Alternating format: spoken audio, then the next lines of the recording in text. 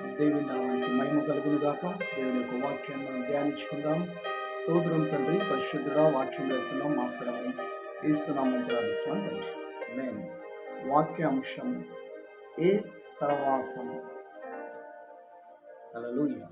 ఏ సహవాసము కదా. బైబిల్లో యోబు గ్రంథము 22వ అధ్యాయం 21వ వచనంలో దేవుని యొక్క వాక్యం సెలవిస్తున్నది. ఆయనతో సహవాసము చేసిన ఎడల నీకు సమాధానము కలుగును. ఆయనతో సహవాసము చేసిన ఎడల నీకు సమాధానము కలుగును, అలాగును మేలు కలుగును అని దేవుని యొక్క వాక్యము సెలవిస్తున్నది. నీ సహవాసం ఏంటి? హల్లెలూయా. చెడు సహవాసమా, మంచి సహవాసమా? చెడు సహవాసమా, మంచి సహవాసమా? లేకపోతే యేసుతో సహవాసమా? నువ్వు దేవునితో సహవాసం చేస్తే నీకు సమాధానము కలుగుతుంది. ఆయనతో సహవాసం చేస్తే నీకు సమాధానము కలుగుతుంది. ఇక్కడ బైబిల్లో దేవుని యొక్క వాక్యం సెలవిస్తూ ఉన్నది. సామెతల గ్రంథం 28వ అధ్యాయం 7వ వచనం. చెడ్డ సహవాసం, తుంటరుల సహవాసము, తుంటరుల సహవాసము. చూడండి, కీర్తన 106వ అధ్యాయం 35వ వచనంలో అన్ని జనులతోనూ సహవాసం చేసి వారి క్రియలు నేర్చుకుంది, ఊరిగా మారెను.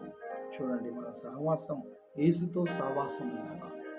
దేవునితో మనం సహవాసం చేసినప్పుడు మనకు సమాధానం కలుగుతుంది, అలాగనే మేలు కలుగుతుంది. చూడండి, అంతేకాకుండా సామెతలు 13వ అధ్యాయం 20వ వచనంలో మూర్ఖుల సహవాసం అండి, మూర్ఖుల సహవాసం. కనుక మళ్ళా సామెత 22-24 వచనంలో కోపిష్ఠుల సహవాసం, మూర్ఖుల సహవాసం, కోపిష్ఠుల సహవాసం, దుష్టుల సహవాసం. హల్లెలూయా. ఇవి చెడ్డ సహవాసాలండి. దేవునితో సహవాసం చేస్తే సమాధానము మేలు కలుగుతుంది. మూర్ఖులతో సహవాసం చేస్తే కదా సమాధానం ఉండదండి. కోపిష్ఠులతో సహవాసం చేస్తే సమాధానం ఉండదండి. దుష్టునితో సహవాసం చేస్తే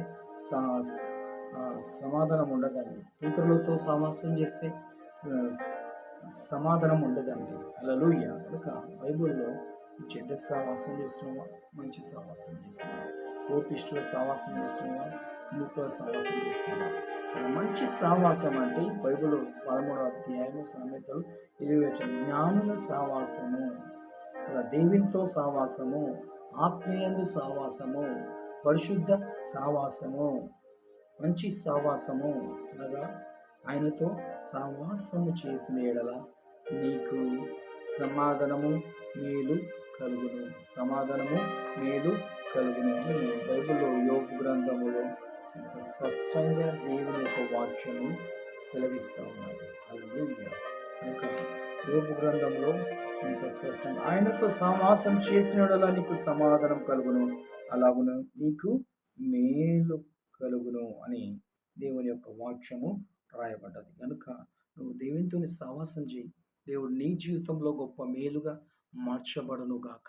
ప్రతి దుష్ట శక్తుల ప్రభావం కొట్టివేయబడును గాక.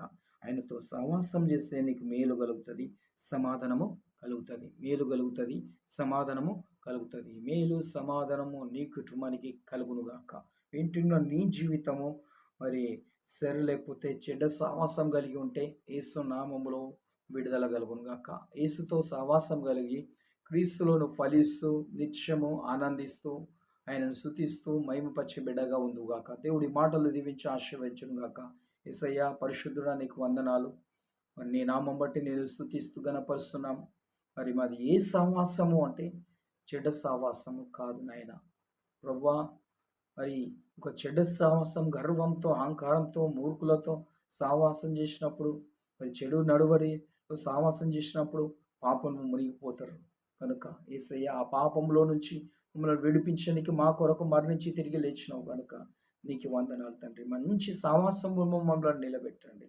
ఎప్పుడైతే మంచి సహవాసములు చేస్తారో నీకు మేలు కలుగుతుంది, సమాధానం కలుగుతుంది. నీ వాక్యం సెలవిచ్చిన రీతిగా ప్రతి ఒక్కరికి మేలు చేత మరి హృదయాలను తృప్తిపరచమని యేసు నామములో ప్రార్థిస్తున్నాను తండ్రి. ఆమేన్. మన ప్రభువైన యేసుక్రీస్తు కృప, పరిశుద్ధాత్మ నడిపింపు కూడిన మీ అందరికీ, వింటున్న మీ అందరికీ ఇట్లా సదాకాలం తోడై ఉండును గాక. ఆమేన్.